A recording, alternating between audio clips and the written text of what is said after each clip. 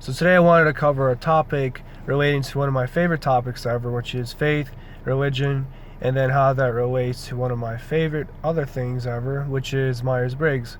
And I'm going to be talking specifically about how if you're raised in a religious society or community, it can seriously inhibit your self-actualization, but you'll be okay anyway, at least on the surface. And I'm going to be talking about ESFJs and ISFJs because they have FE and SI in their top two stacks.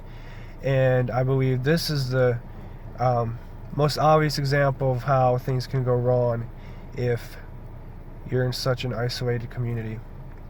So basically the premise is, if you're raised in a community where nobody questions anything and foreign ideas aren't taken very well, and things kind of just stay in the status quo, and you happen to be an ESFJ or ISFJ, then you're going to live a very healthy and happy life. You're going to thrive even, and that's pretty much it.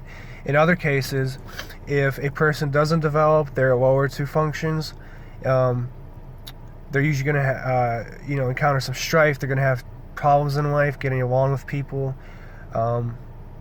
They're going to struggle because they have weaknesses which they need to either have something compensate for, or they got to step it up and meet like these higher standards themselves.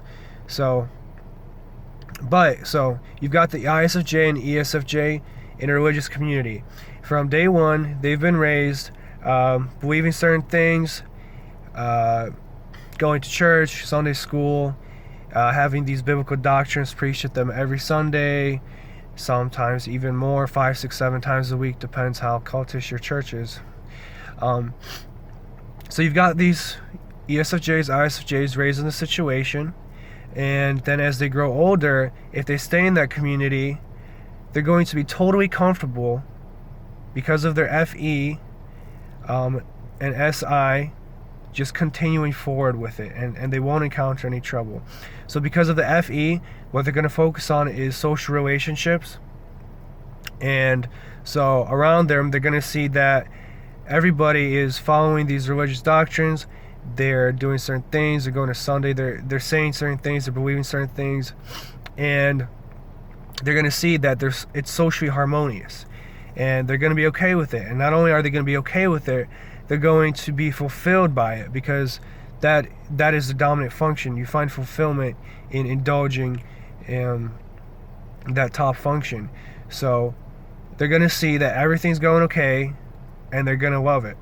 And then for SI, it's kind of the same thing. They're going to be kind of looking inwards. They're going to be seeing that everybody around them is following the traditions that they're used to, and that everything is going great. So you've got a situation where if isolated, these ISFJs and ESFJs, they're never gonna encounter opposition of any form, and then they're going to be perfectly content, and beyond content, but ecstatic, to be living in this community where everything aligns perfectly with their values.